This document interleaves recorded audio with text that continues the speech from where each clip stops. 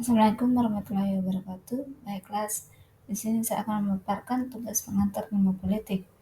Perkenalkan, nama saya Rubiani, NIM 2440115, Prodi Administrasi Negara, mata kuliah pengantar ilmu politik. Baiklah, di sini saya akan menjelaskan apa itu HAM. HAM adalah singkatan dari hak asasi manusia, yaitu hak dasar yang melekat pada diri manusia sejak lahir dan tidak dapat dihilangkan oleh siapapun.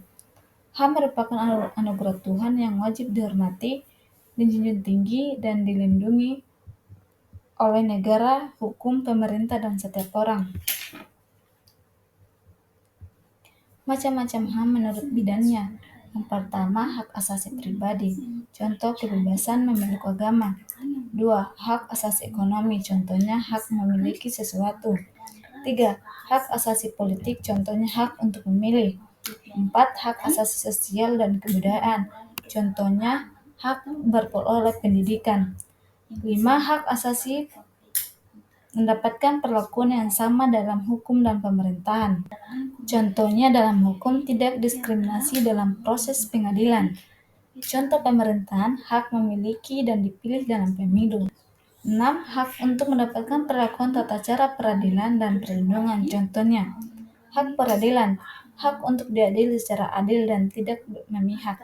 Pasal 28D ayat 1 Undang-Undang 1945. Contoh hak perlindungan, hak untuk dilindungi dari kekerasan dan pelecehan. Pasal 28G Undang-Undang Dasar 1945. Macam-macam HAM dilihat dari sifatnya. Yang pertama, HAM yang timbul dari keberadaan manusia itu sendiri.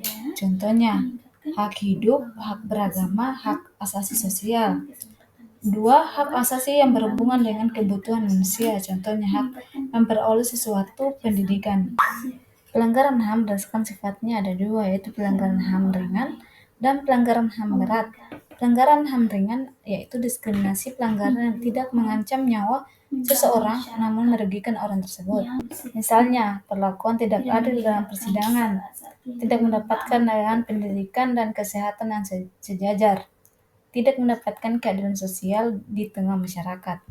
Pelanggaran HAM berat yaitu penyiksaan suatu tindakan yang mengancam nyawa seseorang atau bahkan menyebabkan hilangnya nyawa, misalnya perampokan, penganiayaan, penyandaran, dan pembunuhan. Hambatan dan tantangan penegakan HAM. Yang pertama, masalah ketertiban dan keamanan sosial.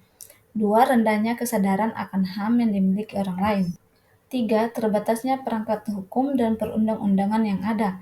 4. Adanya dikotomi antara individualisme dan kolektivisme.